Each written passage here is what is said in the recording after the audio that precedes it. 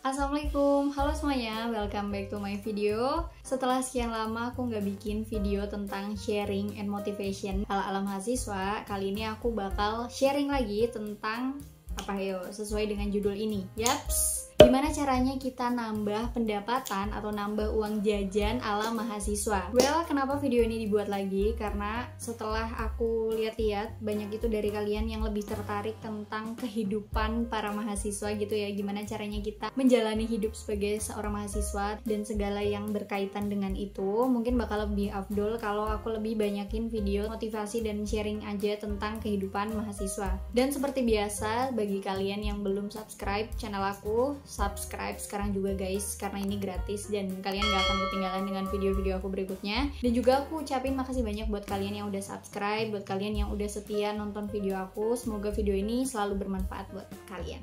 Oke, langsung aja, karena kalian udah mengklik video ini, aku appreciate banget buat kalian. Kenapa? Karena kalian itu adalah seorang mahasiswa, tapi bukan hanya seorang mahasiswa gitu ya. Jadi kalian punya keinginan untuk keluar dari comfort zone, keluar dari zona nyaman, dan ingin mencoba untuk lebih produktif dengan menghasilkan cuan. So, jangan di skip-skip videonya dan stay tune terus guys. Oke, sebelum kalian ke intinya, yang perlu kalian tahu adalah untuk menjadi seorang mahasiswa itu nggak melulu soal belajar, dan belajar, karena ini bakal ngebuat kalian jenuh. Dan juga karena apa? Karena ada banyak banget event yang bisa kalian ikuti, kayak event organisasi, event lomba, terus volunteer, atau misalnya kalian mau kuliah sambil jualan, kuliah sambil part time, atau banyak banget yang lainnya. Dan dari berbagai event-event yang bakal kalian ikuti nanti, itu ada berbagai event yang bakal ngebantu kalian supaya dapet cuan dan percuanan.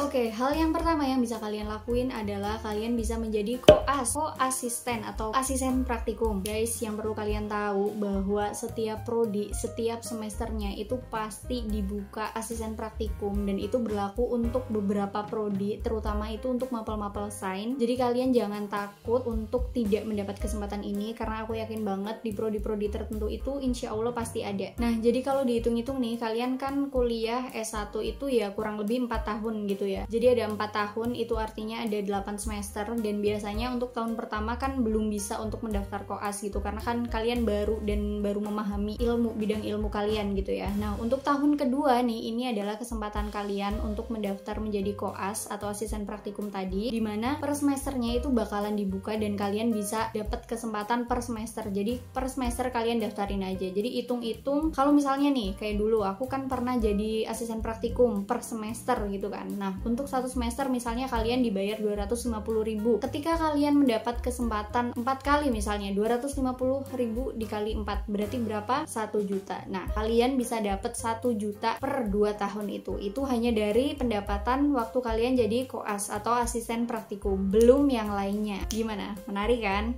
Terus buat kalian yang masih ragu nih, FYI, jadi untuk menjadi koas atau asisten praktikum itu biasanya di awal itu udah ada kayak pendaftaran resmi gitu, terus ada kontraknya, ada SK-nya juga. Jadi kalian nggak perlu khawatir, kak gimana kalau nanti pada akhirnya ternyata kita udah jadi koas tapi kita nggak dapet gaji. Itu nggak mungkin ya. Jadi insya Allah pasti dijamin kalian bisa dapet gaji, karena itu udah prosedural dari awal gitu. Jadi ada SK-nya jelas. Nah, terus juga di sisi lain, seperti yang udah aku jelasin di videonya di sini, kalian bisa buka lagi. Jadi kalau misalnya menjadi koas itu adalah sesuai job ya. Jadi ada yang outdoor, ada yang indoor, dan outdoor itu biasanya cuannya itu lebih banyak. Kenapa? Ya namanya outdoor, kita keluar dari lingkup kampus gitu ya. Misalnya jaraknya jauh, ada uang bensin, ada uang makan juga, belum uang gajian itu. Temenku aja itu bisa nyampe 500.000 dalam satu mata kuliah. Oke, jadi gimana? Masih tertarik untuk ikut menjadi koas? Sekarang kalau ada kesempatan, ayo buruan daftar sekarang juga.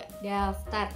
Hal kedua yang bisa kamu lakuin yaitu menjadi asisten penelitian dosen atau asisten pengabdian dosen. Guys, disclaimer ya, karena kini kita lagi ngomongin gimana caranya jadi mahasiswa tapi kita juga bisa berpenghasilan. Jadi kita buang dulu, kita skip dulu tentang manfaat-manfaat di luar percuanan. Jadi ikut penelitian dosen itu sangat membantu banget pasti, karena menurut pengalaman aku lebih mendapatkan cuan lebih ketika aku ikut asisten penelitian dosen ini daripada aku ikut asisten asisten praktikum biasa. Karena ketika asisten praktikum biasa, biasanya kita udah dikontrak dalam 1 semester kita mendapatkan uang berapa, mendapatkan gaji berapa. Nah, sedangkan kalau asisten penelitian dosen itu enggak. Ini tergantung job kita. Misalnya nih, ada job untuk kuesioner. Jadi kalau misalnya kalian jadi enumerator, kalian bisa nyari-nyari pihak-pihak yang dimaksud oleh dosen. Ketika kita bisa mendapatkan 1 kuesioner penuh, kita biasanya bisa digaji. Jadi per 1 kuesioner misalnya kita 4.000. Ketika kita dapat 20 kuesioner berarti berapa? 20 dikali 4.000 berarti dapat 80.000 gitu. Kalau misalnya dikali 2, misalnya kita di 2 tempat yang berbeda, berarti udah 160.000. Begitu seterusnya. Jadi semakin kita jobnya banyak, semakin kita jobnya itu susah, otomatis biasanya cuannya itu juga akan bertambah. Ketika kita ikut penelitian dosen atau asisten praktikum tadi, seperti yang kita tahu gitu ya, ini adalah masih ranahnya mahasiswa, jadi kita nggak bekerja di luar kampus. Maksudnya itu kita tuh masih ranahnya mahasiswa gitu ya, jadi kayak seolah-olah kita freelancer tapi kita tetap menjadi mahasiswa. Jadi ini lebih membantu kalian, di samping manfaat-manfaat yang banyak banget, kalian bisa ngedapetin duit tambahan dari sini. Kayak misalnya dulu nih, aku kan basicnya itu mikrobiologi ya, jadi aku ngebantu penelitian dosen. Jadi sebelum dosen itu melakukan pengabdian, biasanya ada suatu penelitian, karena dosen itu pasti ranahnya kan ilmiah, jadi ada suatu produk ilmiah dan harus ada penelitian di lab gitu. Jadi aku ngebantu sama teman-temanku. Aku tuh bisa sebulan dulu bisa dapat, kalau misalnya aku ngebantu full dan jobnya itu terus-terusan gitu ya, jadi setiap hari aku harus berangkat dari pagi sampai sore, sebulan itu 200.000 itu juga bisa gitu. Dan itu kurang lebih 3 bulanan atau berapa gitu. Pokoknya dulu mungkin uang 1 juta aku kantongin kali ya dalam beberapa bulan. Itu lumayan banget kan. Jadi jangan takut kalau misalnya kalian dapat kesempatan ditawari untuk ikut penelitian dosen, ayo gabung sekarang juga, terima sekarang juga, karena kesempatan gak datang 2 kali dan itu pasti bermanfaat buat kalian, terutama kalau kalian lagi butuh duit. Event yang ketiga yaitu ikutan lomba, baik itu lomba offline, lomba online. Guys, FYI lagi, ikutan lomba, ikutan event-event lomba itu beneran worth it banget buat kalian yang butuh duit. Kenapa? Karena ketika kalian menang, duit auto ngalir. Karena ini adalah salah satu penyesalan terbesarku juga, kenapa waktu aku kuliah dulu nggak ikutan lomba, nggak ikut lomba sana sini. Tapi untuk kalian yang sekarang, apalagi misalnya kalian masih baru nih, masih baru banget jadi mahasiswa, ayo sekarang cari event-event lomba. Itu ada banyak banget, kalian bisa cari di IG, misalnya akun resmi, akun kampus kalian itu biasanya ada info-info lomba juga. Ikutin sekarang juga, mungkin kalian bakal, tapi kak dulu di SMA aku nggak pernah ikut lomba, dulu nggak ada pengalaman, nggak ada ini, nggak ada itu. Guys, tenang aja, yang namanya lomba sekali 2 kali kalian ikuti, karena itu adalah sebuah adaptasi. Nggak masalah kalau misalnya kalian itu nggak menang, itu nggak masalah, no problem, sama sekali nggak masalah. Karena dengan kalian ikut, kalian belajar adaptasi, kalian tahu dulu, oh ternyata lombanya kayak gini, dan lama kelamaan kalian bisa adaptasi dan kalian ngerti tuh polanya gimana, yang menang kayak gimana, kalian bisa ikuti lagi dan insya Allah kalian pasti dapat juara dan dapat cuan. Jadi buat kalian para mahasiswa yang takut buat ikut event-event lomba, ayo buang jauh-jauh rasa takut itu. Cukup penyesalan itu berhenti di aku aja, jangan sampai kalian mengalami kayak gitu. Oke, balik lagi ke event lomba. Kalau misalnya kalian, kak emang lomba kan harus punya modal juga, kan sayang, kita nggak mesti menang, nggak mesti ini, nggak mesti itu. tenang guys, banyak banget lomba yang gratis, yang free, kadang ditanggung kampus, kadang juga kalian bisa ikutin secara umum, bebas, nggak perlu kalian mewakili kampus. Jadi nggak masalah kalau kalian juara, nggak perlu kayak aku ngebawa nama kampus terus kalau aku nggak juara malu. Nggak ada kayak gitu.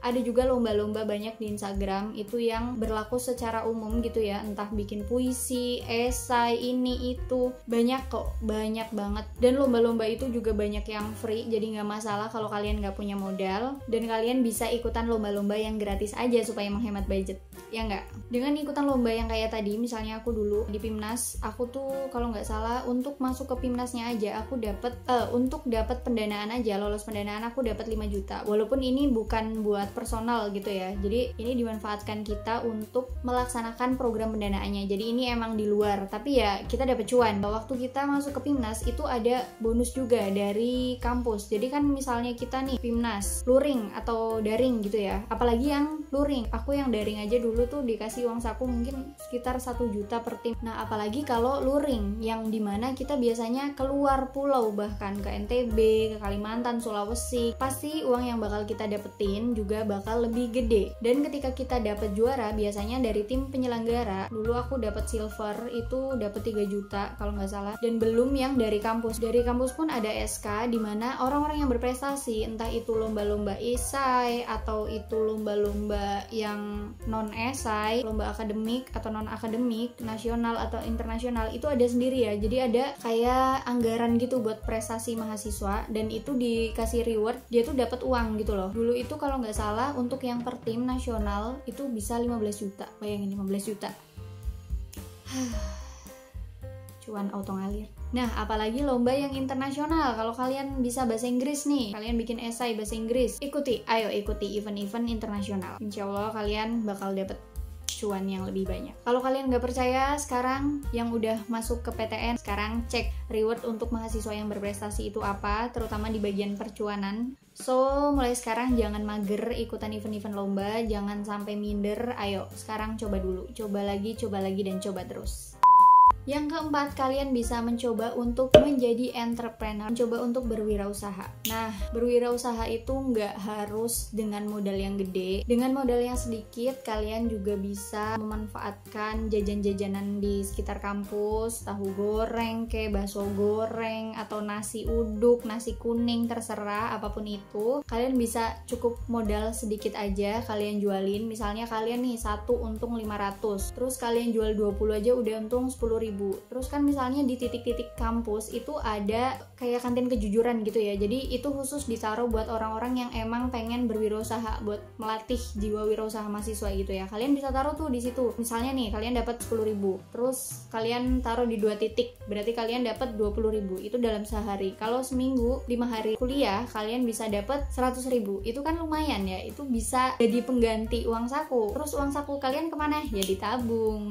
Terus juga kalian bisa mencoba untuk ikut part-time. Guys, jangan salah, ikut part-time itu nggak serta-merta kalian itu nggak punya duit sama sekali, kalian itu miskin, ini tuh no. Buang jauh-jauh kegengsian dalam hidup kalian kalau kalian mau maju dan kalian mau terus untuk mendapatkan cuan dari manapun kesempatan itu. Jadi untuk teman-teman aku juga dulu pernah ada yang ikutan part-time. Jadi ada yang misalnya ngeles misalnya di daerah Solo, karena lingkunganku kan Solo. Di daerah Solo itu bisa misalnya ngeles anak SD nih, bisa sehari itu dapat 1 jam itu dapat 20.000. 1 jam aja per hari. Terus kita dikali 5, berarti 100.000. Belum yang kita misalnya dagang atau apa itu tadi wirausaha. Itu kan bisa nambah banget penghasilan kan. Terus kalau misalnya kita kerja misalnya di kafe hari Sabtu Minggu, asalkan ini nggak mengganggu kalian kuliah, karena gimana pun juga yang namanya kuliah tetap kuliah, kewajiban kita itu kuliah gitu ya. Jadi kalau misalnya kalian ada waktu-waktu luang aja, organisasi jalan, kuliah jalan, wirausaha jalan gitu. Jadi manfaatkan waktu seminimal mungkin untuk mendapatkan kesempatan yang sebesar mungkin. So itu dia tips dari aku gimana caranya kita ngedapetin cuan, ngedapetin duit dengan tanpa harus lulus dulu, tanpa harus kita punya gelar sarjana dulu. Karena sampai kapan guys, sampai kapan kita harus mencari uang menunggu gelar, itu gak akan selesai-selesai. Jadi ayo mulai sekarang belajar untuk mandiri, untuk menjadi wirausahawan muda. Jadi jangan takut untuk mencoba, karena kita butuh duit ya guys, realistis. Butuh duit itu setiap hari, setiap kita makan kita butuh duit, kita minum kita butuh duit, apalagi anak kosan. Dan aku yakin banget masih banyak banget event-event lain yang bisa ngebantu kalian dapet duit. Coba sekarang kalau kalian udah pernah dapet duit dari mana aja, komen di bawah ini. Silahkan spill di sini biar teman-teman kalian juga tahu, oh ternyata ada kesempatan yang lebih bagus dan lebih banyak untuk mendapatkan percuanan. Oke, semoga video ini bermanfaat dan jangan lupa untuk like, komen, dan subscribe. Ayo subscribe sekarang juga. Dan terima kasih yang udah nonton. Wassalamualaikum, see you.